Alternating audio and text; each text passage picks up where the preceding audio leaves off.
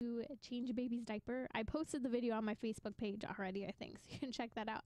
When Chris sent that over, I just thought, where are we right now that people are talking about having to ask permission to change a baby's diaper because a baby can respond, and because we should not change the diaper if the baby cries, and the baby cries when they need their diaper changed. The whole thing is just bizarre and crazy. So we're talking about that. We're going to be talking a lot today about the legal side of how things are working from California, and truly the greatest threat to Christianity we have seen yet. I really just want to emphasize to everyone listening that if you're not already involved in knowing what's happening with the transgender laws in California, this could be detrimental to how we live out our Christian faith, what books we are and are not able to sell and use, one of which being the Bible here in California. It's going to be the greatest silencing of free speech that I truly believe we have ever seen, going against the amendment. But that's why at the same time I think there's hope that we will not see that take place, because if it does become law, that's going straight to the Supreme Court, to be quite frank. So that is part of what we'll be talking about, among other laws having to do with gender ideology and a crazy story. How about those gender neutral baby crib sheets, among other things? Was that on the show notes? No, but that's what everyone's like, oh, I need gender neutral crib sheets. I need gender neutral onesies. And for some people, they're like, I plan on having 4 or 5 kids, so let's start neutral now.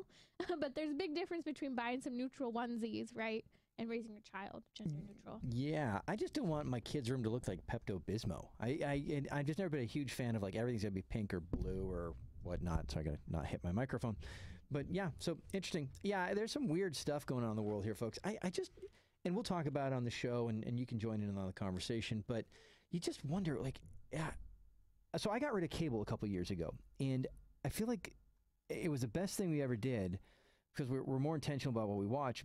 But we're not, like, the world has changed so much in the last, 5-7 years.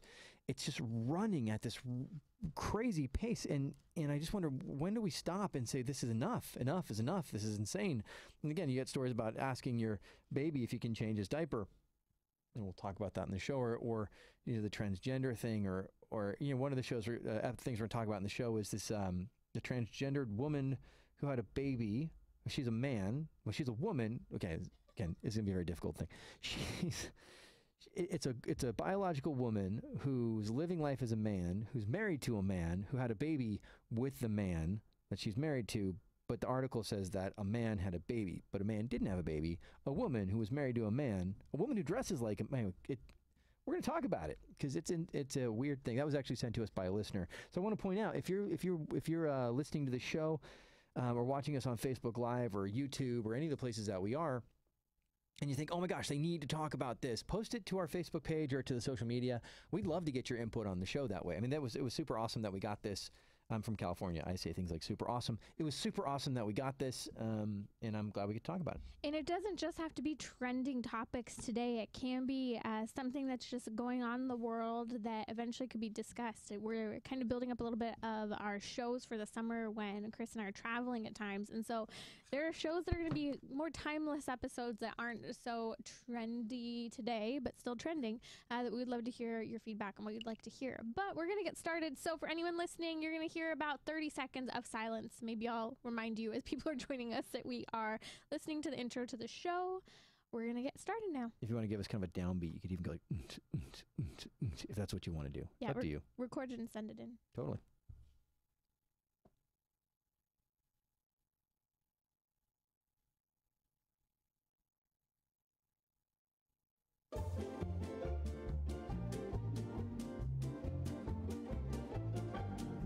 You're listening to Trending with Chris and Timmerie. National speaker Timmerie Millington has been a passionate advocate for life as long as she can remember, helping Gen X through Z answer the call to true feminism and authentic manhood. Chris Mueller is a national speaker, author, father of 6, and is currently making a Catholic TV show for families as he travels speaking to over 10,000 people each year. Between Chris having over 18 years experience in Catholic lay ministry And Timmerie's holding a master's degree in biblical theology. Together, they cover the week's hottest stories from a Catholic worldview. You're listening to Trending with Chris and Timmerie. So I was watching this clip of the Tucker Carlson Tonight Show where they actually give a guest FaceTime talking about how you should now ask a child whether you can change its diaper. Yeah, and again, the woman on the Tucker Carlson show, she's a regular guest, and apparently there's some psychologist from Australia who's putting this forward, that yes, in order to change your baby's diaper, you need to seek consent. You know, we have just gotten to a point, on the kind of end of the Me Too movement, or should I say the loud Me Too movement. Here's another conversation where I think people who maybe have been uncomfortable from issues of sexual abuse at a young age are speaking up, but this is just insane. So this woman is essentially saying that you need to ask your child, or at least have this communication with your child that, well, I'm going to change your diaper now, and kind of start to ask. So part of the idea is communication, but the other part is asking. And if the baby suddenly starts crying when you say this, maybe you shouldn't change the diaper, is partially what she's saying. It seems like a bad loop, because my baby cries when he wants his diaper changed. I mean, truly, he just, and I guess maybe he's consenting, Chris. Maybe you need to be aware of that. But I just think it's crazy. I've got a toddler, and I love my toddler, but toddlers are terrorists, and they say no to everything because it's what they do. It's a power struggle with a toddler. And so, in order to change my toddler's clothes sometimes, there's like a serious, brawl to change clothes. Like, we're getting ready for church now. No, that's not an option right now, And so I just think, it's a crazy, weird, honestly, a weird slippery slope where you're I don't want to make it too big, but I feel like this is an encroachment on parental rights. Are we heading down the road where when a parent changes a baby's diaper without consent, they can now be prosecuted for some kind of abuse? It's just ridiculous. Well, and part of the good conversation is where people talk about how these early childhood development years, especially those first 3-ish years, have a lot to do with learning trust. The baby learns to trust the person that is raising them, learns to trust the mother, that you actually have what is best in store for me. You have good intentions toward me. And when that level of trust is breached, when the child isn't properly cared for, when the parent isn't around enough to actually raise that child, the child actually ends up down the road having difficulties with trusting people, with understanding unconditional love. This is why especially the church has been very active in speaking out about parents needing to raise their children, right? Right, absolutely. But again, I'm going to go back to, if you're not changing your baby's diaper because they refuse to give consent, or your toddler says, no, I don't want to have my diaper changed, and then you don't change the diaper, that's abuse. That's neglect. It's neglect. Why don't we point that out? This is just one of those moments we just had to look at it and laugh. This is actually being discussed right now, yet we're ignoring just natural development of the child and how you're able to interact with a child. And whether or not they're even able to comprehend what you're saying. Well, I think, we talked about this on the show a couple weeks ago, this Black Lightning episode where the 16-year-old says to mom and dad, I'm ready to have sex now. And the parents are supposed to just respect what she wants because she's old enough to make that decision. No, there's a point. I don't think that we have full control over our lives. We're not ready for that at every point. And there's an abuse where you put someone in a position that they're not ready to handle. Right? When you're bringing up subject matter to someone who's not ready to comprehend it or make those decisions or have that control, that's an abusive situation, right? A baby is not ready to make the decision of whether or not they want their diaper changed, because I don't even know if they can fully conceptualize all that implies. Well, and just like a 13-year-old isn't prepared to drive a car yet. There are reasons why we don't have 13-year-olds on the road driving, right? Right, absolutely. And this is, honestly, I have a 13-year-old and I have an infant. I'm from infants to adolescents. That's the way we roll. But, we're dealing with this with our 13-year-old where we're beginning to start measuring out his life, right? Okay, you're taking responsibility for this area of your life. That's his laundry, right? Or you're taking responsibility for this area of your life, your school. And so we were very hand-holding up to this point, but now these are the hours that you can get help on homework, and after that time, you're on your own because this is your life. And I absolutely agree that we need to be measuring out control over our children's lives to them at age-appropriate places and levels. An infant is not that place. It's just not age appropriate. Right. And I feel like sometimes when we start to have these like cringe moments where, oh, we've got to be careful, we've got to ask permission. Well, maybe you're drawing too much attention to the act of the diaper being changed. Maybe you're the one overthinking the diaper being changed. You know, is a nurse going into care for a disabled patient having to ask permission the whole time they're caring for that person? No, the nurse is there to lovingly care for that individual. And if there's an abuse taking place, that needs to be handled. Yeah, okay. And this is, again, it's a parenting thing, but there is that moment in every child's life when they realize that there is something under that diaper, right? And when you're, especially when you're raising little boys, all of a sudden they're like, woohoo, hey, what's this? I found something new, right? And so at this point in my baby's life, I don't think he's concerned because he's not even fully aware of what's down there. Right. Right. So, you know, I think the whole topic of diaper changing and more of what we're talking about, you have to just point, okay, this is insane. Laugh about it. Talk it out as well. Don't just look past it sometimes. But here's another thing to think through. There's this woman who calls herself a man, has been receiving hormones, was married before, has a child. Well, now she calls herself a man, right? And she has had a baby. What do we have to say about this? So if you were to read the headline, it would say trans man has child, or it would say man has baby. No, a woman who says she's a man just had a baby. This is one of those stories that makes my head want to explode. And I remember when initially there was a story out that it was man pregnant, you know, and you wait a minute, hold on, let me get my chalkboard out. Basic, nope, that doesn't work. Just checking. Just consulted the charts, and that does not work. And so in this particular story, this biological woman is married to a man. Right? As a biological woman, let's just break it down to like its basic components here. A biological woman is married to a biological man. They have normal relations, right? Because they can. Male and female complementarity, right? Mm-hmm. And they conceive a child, because that is a possible thing when a man and a woman have normal marital relationships. And then the woman gives birth to the child. That's the story. That story. But in our weird world, it's a man and a man got together and they had relations that are impossible for a man and a man to have together. And then a man, quote unquote, had a baby. And that's not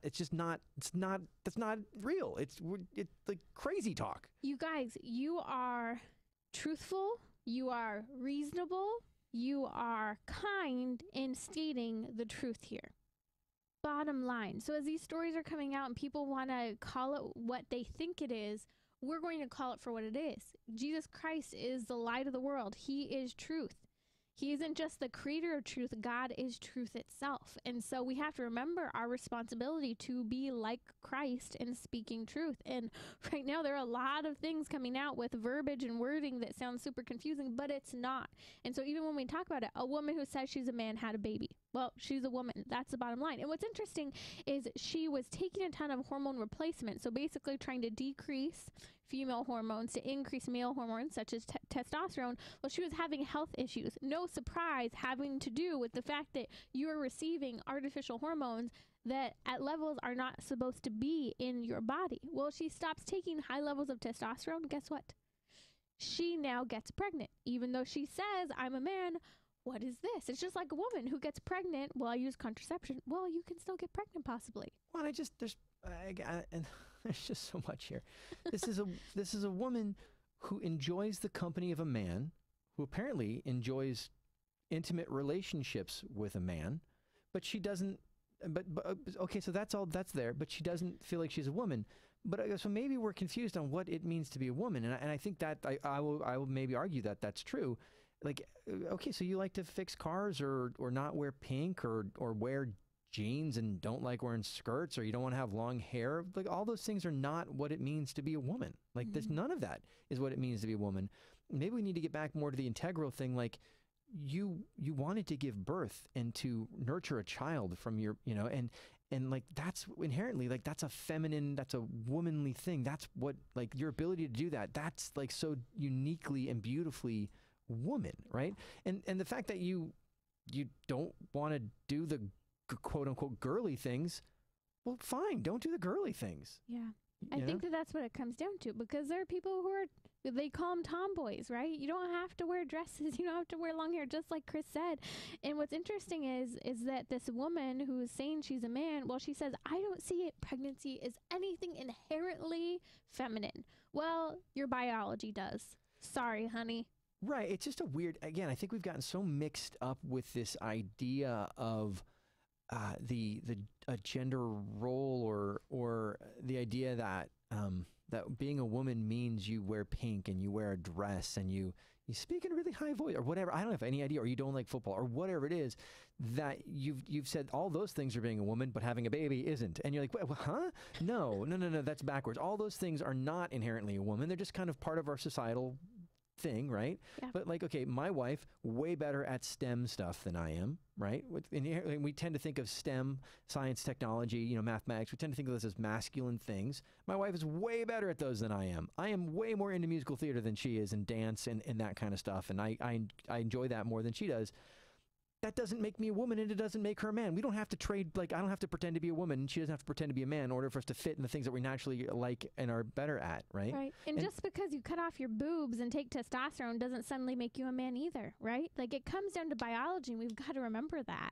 Right. And again, it's such a caricature. I as a young man growing up in emerging manhood and trying to learn how to navigate those things, and what's my relationship with my dad and authority, like that's part of the male experience. You can't substitute that. We're going to talk more about this on the other side. We've got to take a break, guys. We'll be back.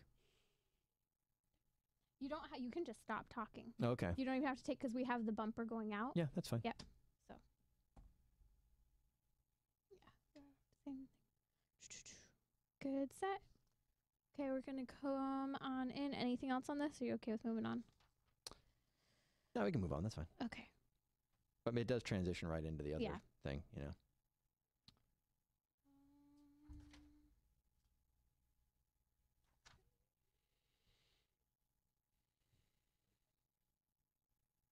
You're listening to Trending with Chris and Timmerie, where morality and culture meet, offering an eternal perspective on today's hottest topics. So we've been talking about gender ideology and just what would appear to be confusing that actually makes sense. It's a woman who has had a child, but she says she's a man.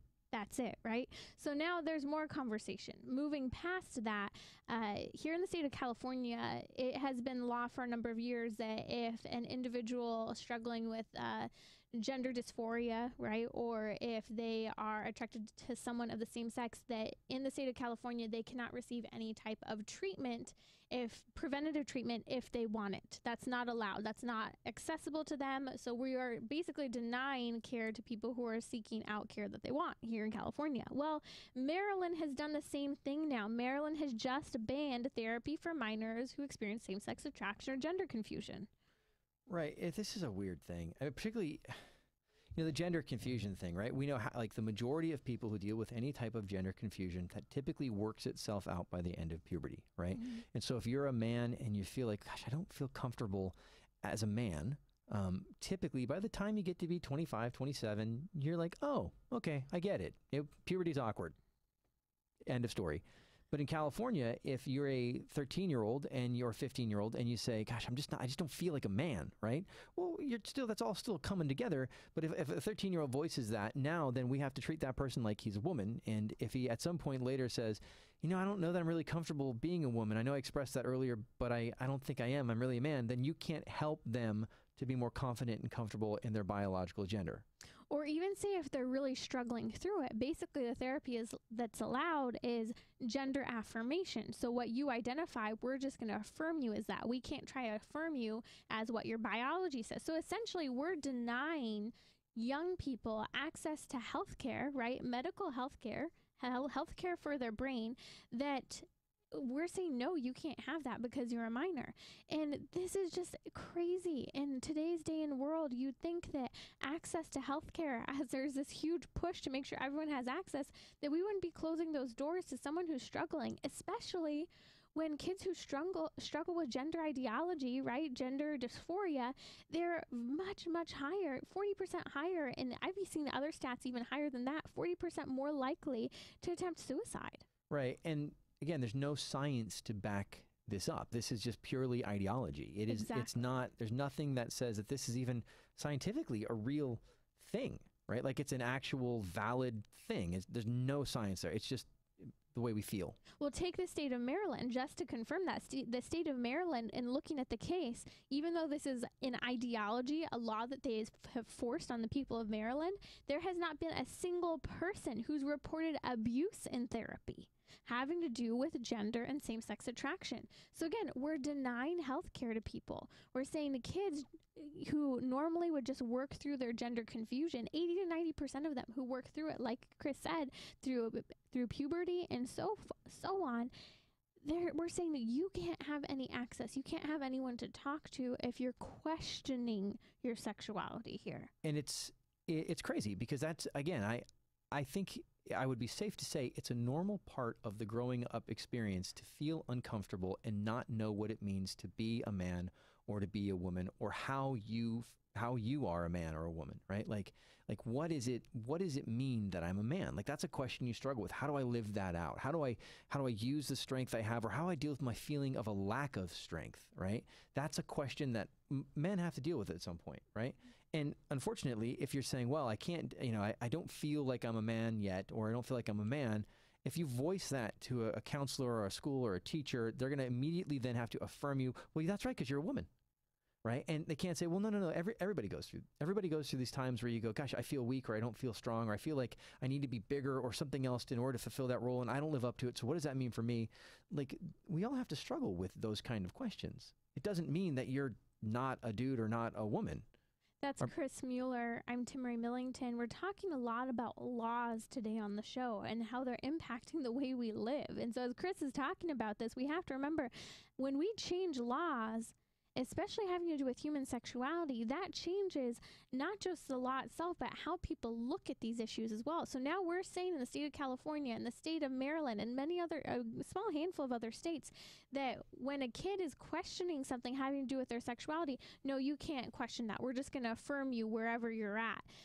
This is the state that we're living in. And we have to remember that that impacts and changes how our conscience is already working. When we think, oh, that might be wrong, well, it probably is, or maybe is, but when you have a law saying, no, that's actually okay, well, that's reforming your conscience. So even with the issue of abortion, people think that what is legal is okay, but that's not necessarily the case. And so we have a lot of people who essentially look to the government, look to the law as their God. Right. Oh, absolutely. I think, we look at the legalization of recreational drugs and how that's affecting people's mindset that, well, it's legal, so it's not illegal, so I guess I can do it. Well, no, it's still morally, ethically a problem, and again, with the same-sex attraction, the gender, dysphoria stuff, absolutely, people look to the government and say, well, the government says it's okay, and who am I to say, and all those things.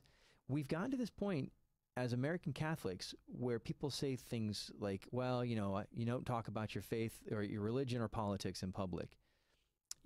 No, you have to. We have to talk about truth. We have to be able to stand up and say, yeah, this agenda, it's not truth. It's ideology. It doesn't make sense. It's founded on nothing. And we're running an experiment on kids, and that's not good for kids. It's not good for anybody. Well, and if you can't have that conversation in public, that means that you are limited to the four walls of your church to live out your faith. So really, the impact of God on our lives is nothing outside of just singing a couple of songs in church and moving on. Like, I think that that's what they're trying to force us to. Now, of course, in the Catholic Church, we have the sacraments, the oneness with God, the expunging of our sins, right?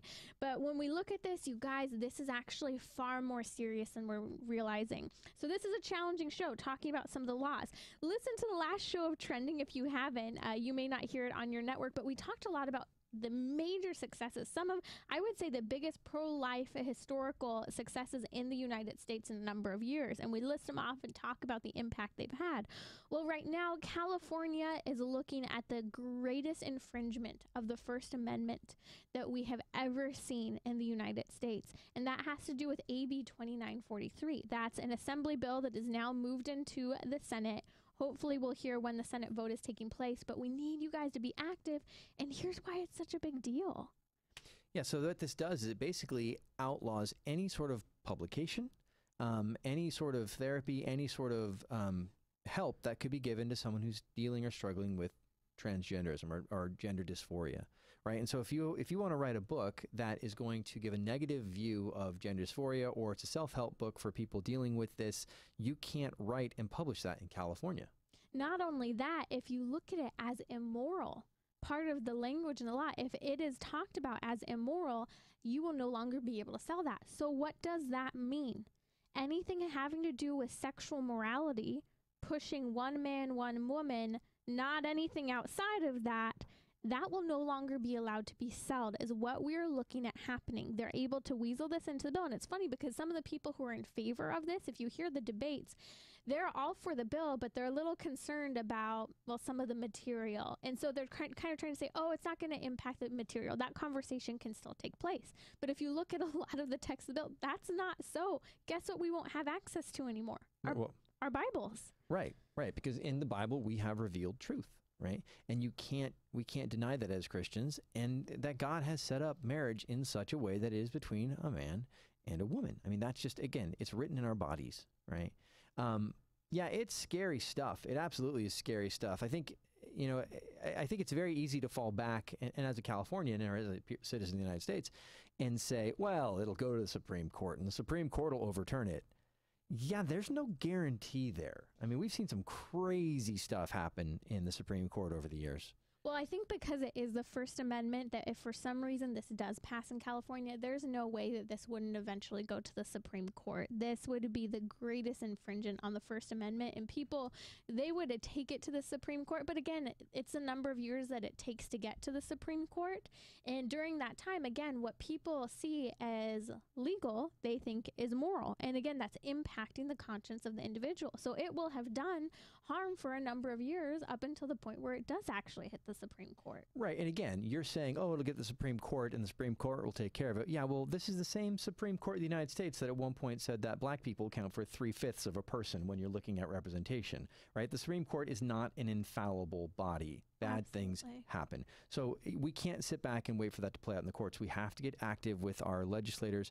And honestly, we have to be able to ready and willing to vote out people who are doing crazy things. Here's the deal, California, and I'm a Californian, I'm going to speak to this. You cannot be a party line person in California.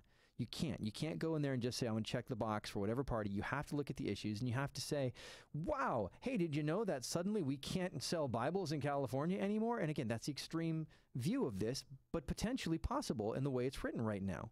And we have to make changes to our government. That's a good reminder to be prepared to vote, to stand up and be active in the voting system and look at the moral issues above all else and what your candidates are standing for. Okay. Let's do. Good. That was a good way to tie in voting. Yeah, there you go. Yesterday was the last day to register to vote. But if you have your absentee ballot, start filling them out. Okay. And I meant to bring up 2911 as well. Oh, well. I'll just put a plug. Okay, coming back into... We were speaking just physician-assisted suicide this one, huh? What's the name of that man again from last week that we talked about? The Switzerland dude? Yeah. No idea. I'm going to pull his name back up. The old guy from Switzerland, as I refer to him.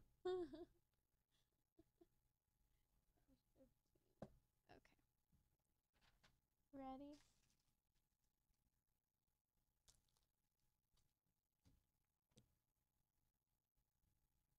You're listening to Trending with Chris and Timmerie.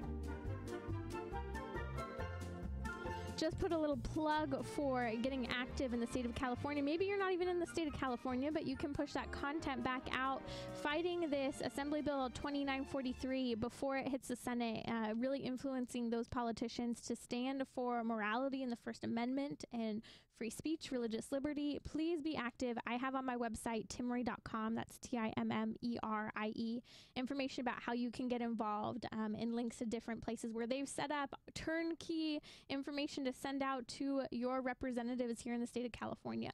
So be sure to get active on that. Even if, I mean, and you know, if you're not on the same page, if you're thinking, well, you know, transgender people should be able to do this, no one should tell them different, but like the infringement upon free speech is troubling. I mean, even if you are completely secular, the infringement on free speech is super troubling, and we just cannot, on just those grounds alone, you said this can't happen. But then when you bring in the idea of the stifling of truth in that, it just becomes unacceptable. We've got to do something. Well, on a brighter note, some fantastic news and more conversation having to do with the debate. When we left the studio last week, I was so excited. I shot over a text to Chris and a number of other people. California, which passed physician-assisted suicide just a couple years ago in a very surprising and sweeping way. They kind of used aside special sessions and attached it onto other bills and other meetings that had nothing to do with physician-assisted suicide. They basically were able to pass physician-assisted suicide for the entire state. So that is where a physician talking to the patient could decide to end a person's life with, in at least the state of California, with in mind that there's some sort of terminal illness taking place. Right. And so what the court said was, this has nothing to do with health care. Mm-hmm. Right. And so it was written as this is a health care option, right? When we get in the court space, said, killing somebody, it's really hard to say killing somebody's health care. Right. I was so thankful when I saw that Judge Daniel Atalia actually outright said that this act was not within the scope of access to health care. To see that a judge was able to recognize the difference between health care and killing was very important. I feel like we've gotten to the point where for some reason the medical people involved in the medical field no longer see that blurry line versus before, there was this Hippocratic oath, right, to protect life, to stand up to do the best you can to preserve that life. Yet for some reason that has been downplayed in some states and some countries right now. Yeah, I think it's one, we can't sit and go, oh, well, this is great, it's done, it's finished. It's not finished. They will come back. The proponents of killing old people and terminally ill people, let's call it like it is. This is, if you're in favor of this, you're saying, well, I'm in favor of killing old people and terminally ill people, or letting them kill themselves so as to not be a burden on society. But, they're going to come back. And what the judge said here is to do it this way is wrong. To do it this way, where you slip it in general session, where you call it healthcare, is wrong. I think we just have to be vigilant and remain, waiting, because they're going to come back and they're going to give it another route. They're going to come back in some different way. We'll face this again. So we got to take this victory, but we can't think that the war is over. So about 4 years ago, I was speaking at a rally having to do with life, and one of my co-presenters was Stephanie Packer. Stephanie Packer is an incredible friend now, and I thank God for her witness to life, and please pray for her family. But Stephanie is a young woman who has 4 children, and she was diagnosed with a terminal illness, and they put a deadline on her life. Well, you guys, Stephanie has lived many years beyond that deadline, that terminal illness end point that they put down. Well, what happened is we became friends before physician-assisted suicide was legalized in California. Well, the week after it goes into law, she ends up posting on Facebook that she just received a letter in the mail that she would no longer receive any assistance for chemotherapy, and they were asking for $1.20 copay for aid in dying. They were offering for this young woman to end her life. 4 children. I could not believe it. I remember just sitting there aghast by how we are living today in a world that would even offer this or write this letter. Wow, that is just absolutely horrifying. Unfortunately, that's what it comes down to a lot of times is your end of life care is expensive. And when you're dealing with chronic illness or you're just getting old is expensive. I know my wife's grandparents lived well into their 90s, and it was expensive to give them care. And so insurance companies are looking at this going, well, hey, this works pretty well. If we just, $1.50 copay, just save us a lot of money in the long run. And unfortunately, basically the insurance right. that they have for you won't even get used if they offer this. Well, that's exactly it, And so I think we put our most vulnerable people at great risk when we're weighing that out, right? Or you're putting grandma and grandpa in a situation where they feel like they're a burden on their family, and the best way they can serve their kids is to take their own lives. And I'll tell you what, it's just not true. The benefit of having elder grandparents, even those who are struggling with things like dementia, is huge. and to see the love that my father-in-law had for his parents as he walked through that with them, and to hear just to hear about I went to go see mom and the stories and dealing with that. It's a witness of a selfless love that what we need in this world today, that my kids needed to hear and need to hear, that I need to hear too. And we're cheating ourselves. I think we're putting our most vulnerable at risk, and we just can't do it. We can't support it.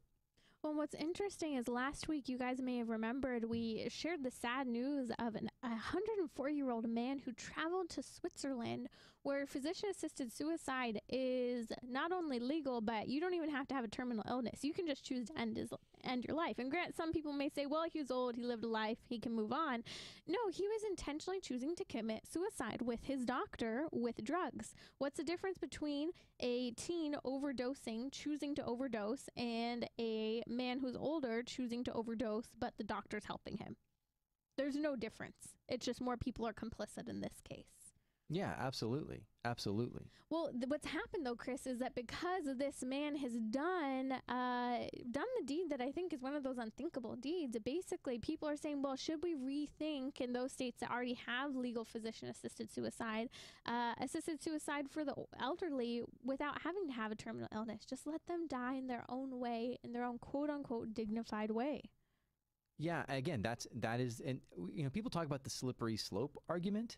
That is absolutely why we talk about the slippery slope argument, because it just, again, I hate to use this as a gateway thing, but, I just started shoplifting little things, and little things became bigger things, and bigger things became bigger things.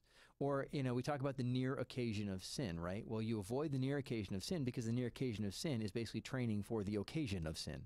And so you want to remove these things from your life. And again, when we accept it in this route, and then it's not horrifying anymore. Well, if it's not horrifying there anymore, well, then maybe if it's just, they just don't want to go on anymore, then that would really be the compassionate thing to do. That's not horrifying. Well, what about disabled people, right? And can we really say that they have a quality of life that you and I have? Maybe we should allow it for disabled people too, because we've taken the horror out of these things. Again, this is the slippery slope, and we're seeing it happen. The problem is that when we legalize this, it's the poor who suffer, right?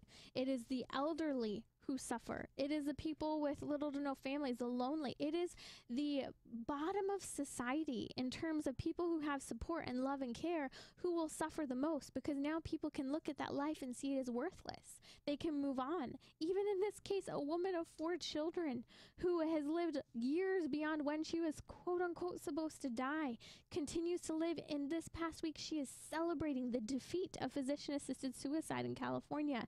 What I really want you guys to hear is that laws do matter. And sometimes, Chris, I hear people, especially people of faith, saying, well, I just pray, I don't worry about politics, doesn't make a difference. Actually, they make a really big difference. Makes a huge difference. I always tend to think of David and Goliath, right? And sometimes it feels like David and Goliath. The reality is David, in the Lord, picked up a rock and he threw it with a sling, but he threw it, right? He didn't stand there and go, oh, Lord, slay Goliath. God moved his heart, and then he took action in the Lord. And so often where we as people of faith, we let our hearts break, but then we never take that next step of making a change, of making a movement. We're convicted, but then we don't do anything about it. And honestly, being convicted and not doing anything about it is more destructive to you than not being convicted, right? It doesn't do any good to be convicted and not move, and to make a change. And it's important to remember, yes, pray and hope and trust that everything does depend on God. But also remember, he put you in this world with free will and the ability to do great good. And you can do something. And that's what we saw this week coming out of Missouri. Missouri has declared essentially that pornography is not only harmful to the individual, but it's harmful to society. Now, when the state comes out saying this is essentially, and Utah actually did this is a public health crisis, that's going to begin to wake people up about the harms of pornography. I don't think anyone could even have conceived of what the internet would become.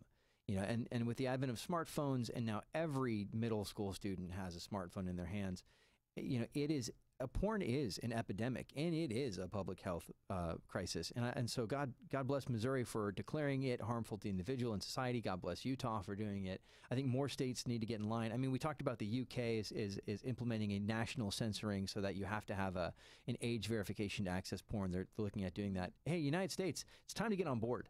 Because we're rewiring people's brains with pornography. We are disrupting natural human relationships with pornography. We have to stop and say this is a big, big problem. Another show of trending. Be sure to catch that. Not every radio station holds both of the shows that we do each week. So be sure to check us out online on iTunes or the iHeartRadio app. But on our last episode this week, we were actually talking about the plunging neckline. And I can't help but think maybe some of the reason women are going for this plunging neckline for their wedding dresses has to do with the fact that, well, it's available everywhere else. Why not right here? Yeah, and studies have shown that we have people get more and more sort of out there to draw attention. They're competing.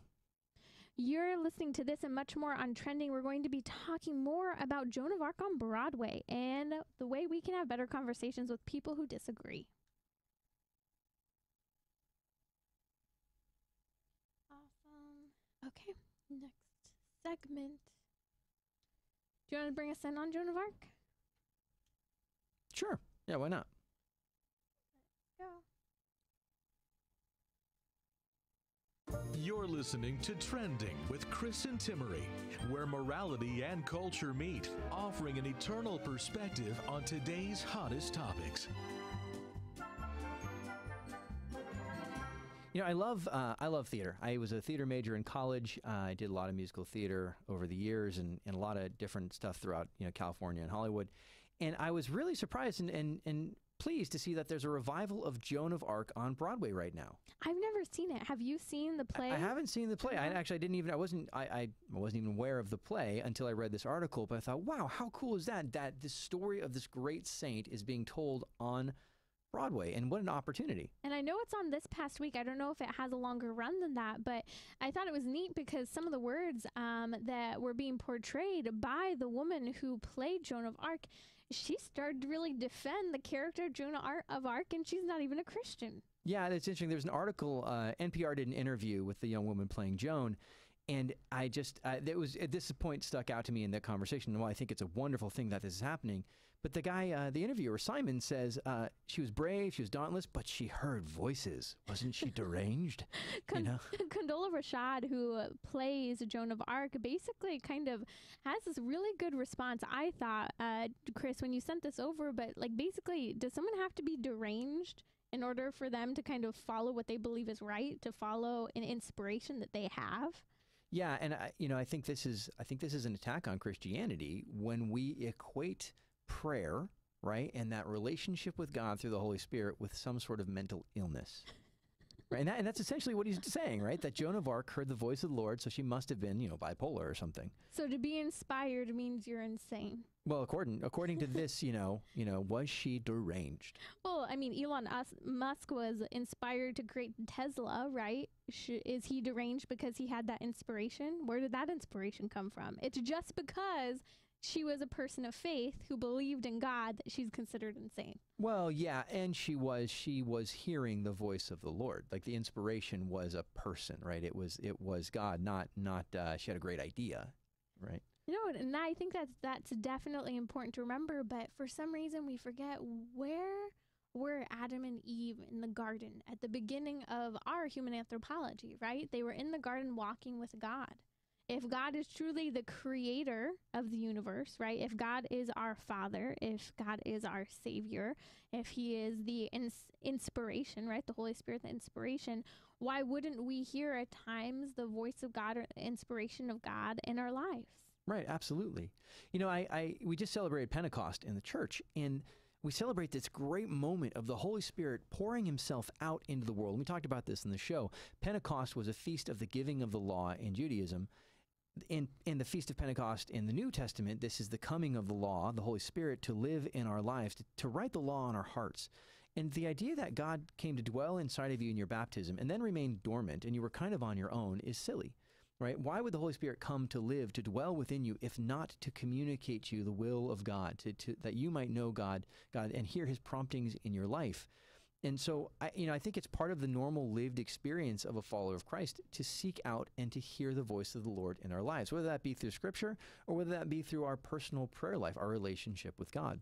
Well, and I think it's funny as we're talking all about gender ideology and gender roles and how for some reason people think that you can't wear pants and be a woman, or, like this confusion, or it can't be. You gave the great example of you're more into theater and your wife's more into STEM, right? Did you say theater? Theater. I do say it theater, and I grew up in the theater. You grew up in the mountains, so apparently that's how they say it up there. I say it correctly, okay?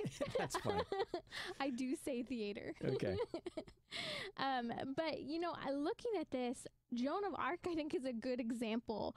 Would people consider her a woman stuck in a man's body because she led troops and battled with other people for what she believed was right and won great victories? No, she's a woman who had great conviction and fought for what she believed in. And for some reason, though, because she fell outside of, especially, I would say, the roles for her sex at that time, should people be questioning that? Yeah, and I've heard people, well, she dressed like a man. Well, have you seen the dresses they wore then? I mean, you couldn't ride a horse or fight in a dress. And wasn't she still wearing a dress on the horse, but it was not as foofy as some of the other dresses? Right. So, yeah, it's funny how we want to politicize and impose our ideology on all these things. Joan was a faithful, she's a saint, right? She's a saint. She's a saint. And it's a good example that, especially in Joan's life, she felt called to fight for what was right. And we live in a time where we're afraid to even speak about what's right. Yeah, absolutely.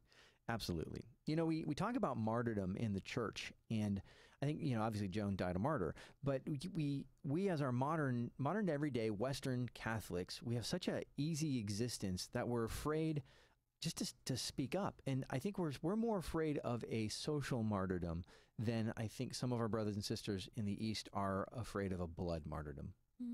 Isn't that an interesting observation? But it's true. And I think that's what's so difficult. And I think sometimes that's why people are so convicted by seeing the martyrdom in a world that seems far away, that why they feel okay not speaking up about it or even having conversations about the true war on Christianity, the beheading, the slaughtering, the kidnapping, is because they're not even comfortable talking about the fact that they're waiting till marriage to have sex. Even though they don't want to bring it up to anyone, right? Right, absolutely.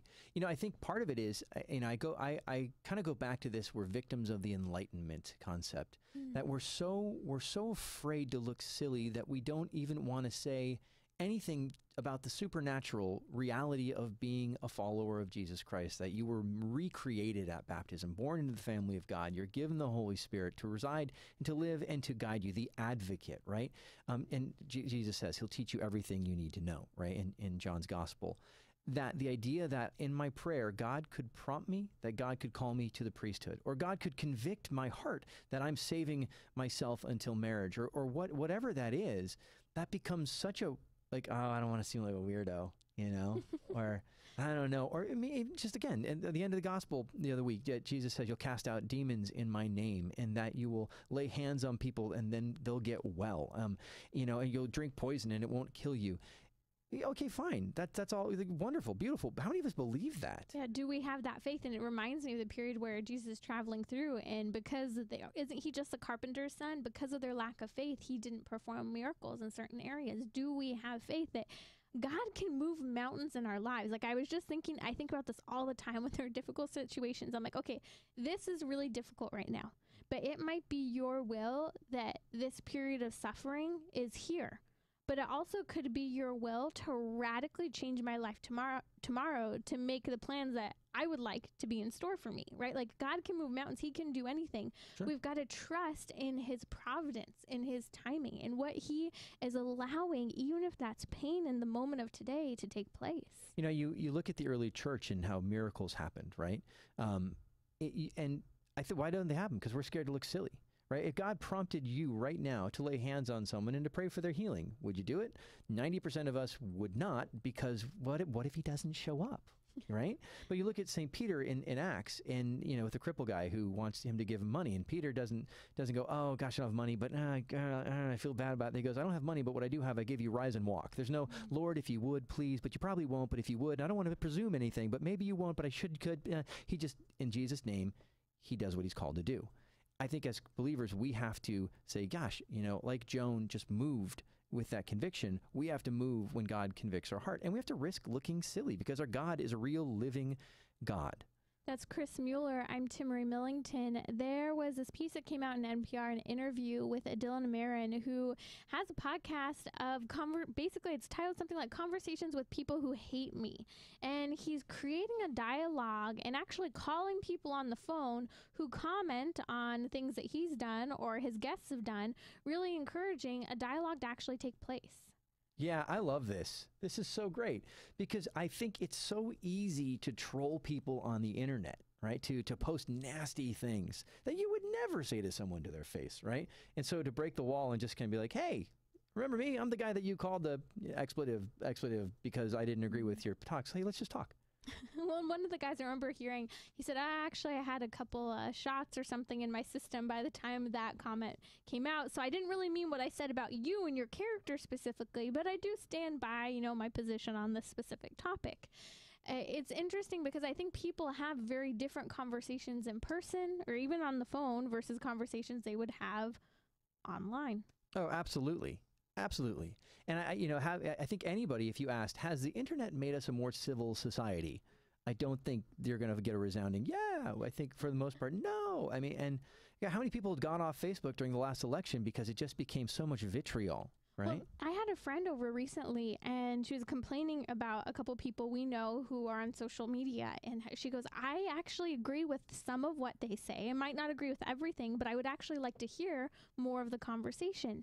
Yeah, she goes, I've stopped watching what they say because it's not just them saying what they think. It's just a piece that they throw out there. And so it's a reminder we've got to take our conversations offline and in person as well.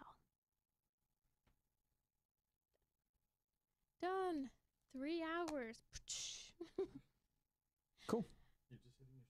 Just hitting our stride. Have a great week, YouTube, Oh, yeah. Facebook. Bye, guys. Bye.